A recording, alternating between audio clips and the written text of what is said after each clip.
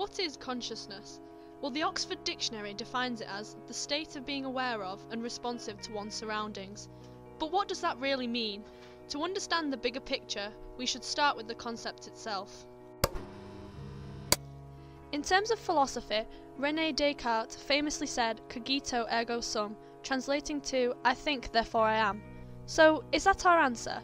Well, it's not quite that simple. Solipsism dictates that knowledge of anything outside one's own mind is unsure. The external world and other minds cannot be known, and so cannot be proven to exist. The philosophical ideas behind consciousness have heavy moral implications upon uploading it. Thomas Nagel's comparison between the conscious experience of humans and bats provides evidence for human consciousness to be considered unique and more than just an experiencing of events. Ultimately, the ethics of uploading a human consciousness are complex, and whether it is morally correct is largely subjective. The human brain is an incredibly sophisticated and perplexing example of the beauty of evolution. On a cellular level, the brain is comprised of neurons, glial cells, and neural stem cells. The question therein presents itself: if the brain is essentially just 100 billion individual cells working as a collective, what physically within the brain causes consciousness? Relatively recently, scientists have been able to develop neuroimaging technologies which allow us to see which parts of the brain are particularly active when experiencing anything from your favorite piece of music to a sore throat. Unfortunately, these imaging techniques are still a way off in identifying the specific cellular pathways that create the experience of consciousness. In much the same way to a computer, the brain receives a signal which it then processes and broadcasts, at which point it becomes conscious. Even though computers and the brain go through very similar processes from receiving to acting upon information, current computers have nowhere near the cognitive sophistication of the human brain.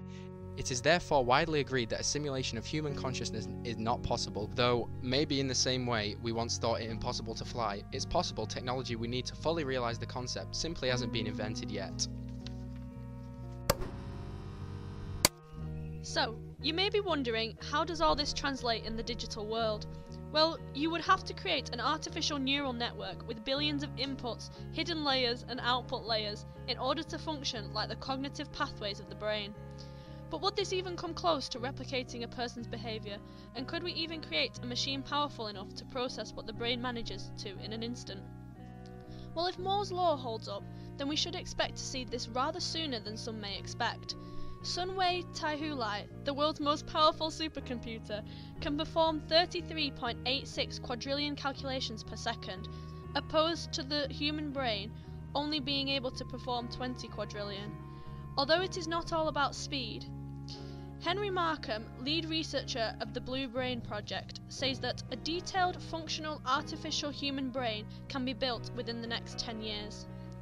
For example, it may be possible to create 3D maps of brain activity using neuroimaging technology such as MRI, MEG, or combinations of multiple methods to build a detailed 3D model of the brain. Once maps like this have been analysed, a working model could be replicated using an artificial neural network, which could take us a step closer to synthesizing consciousness. It's hard to predict where artificial consciousness may lead humanity, if it is at all possible. But one thing is for sure, the future lies in technology and nature advancing together, not with a conflict of interest, but a shared goal of bettering the world we live in.